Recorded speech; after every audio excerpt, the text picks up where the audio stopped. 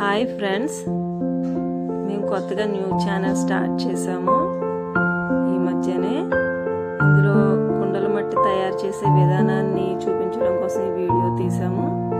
కొత్తగా చేస్తున్నాము, ఎంకరేజ్ చేయండి. అలాగే మనం ఈ ప్రక్రియలో ముందు మట్టిని బాగా ఎండలో ఎండబెట్టుకోవాలి.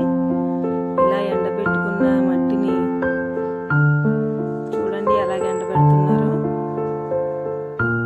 చూసారా ఫ్రెండ్స్, ఎంత కష్టపడాలి. ఇలా ఎండబెట్టిన మట్టిని చూడండి, ఇలాగ బండతో బాగా చితక్కొట్టాలి, మెత్తగా నలగొట్టాలి. అలా ఎంత బాగా చితక్కొట్టి ఎండకెండితే మనం వాటర్లో పోయగానే అలా బేగా నానిపోతుంది అనమాట. దానికోసమని ఎండలో ఇలా కష్టపడాలి ఫ్రెండ్స్. తర్వాత దీన్ని ఈ మట్టిని ఎండిన మట్టిని చూడండి ఎలా తీసుకెళ్తున్నారు.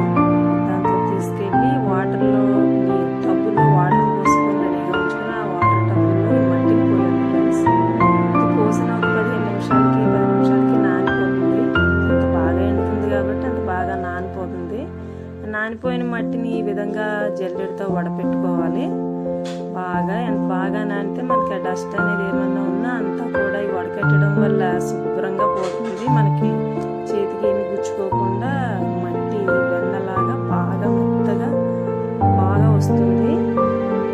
దీనిని ఈరోజు సాయంత్రం మధ్యాహ్నం పోసినా మర్నాడు సాయంత్రానికి మనకి గట్టిగా అలాగ క్రీమ్ లాగా అయిపోతుంది. అలాగ అయిపోయిందని పిట్లుగా తీసుకుని అలాగ ఒక క్లాత్ పరిచి క్లాత్ మీద పరుపులాగా వేయాలి.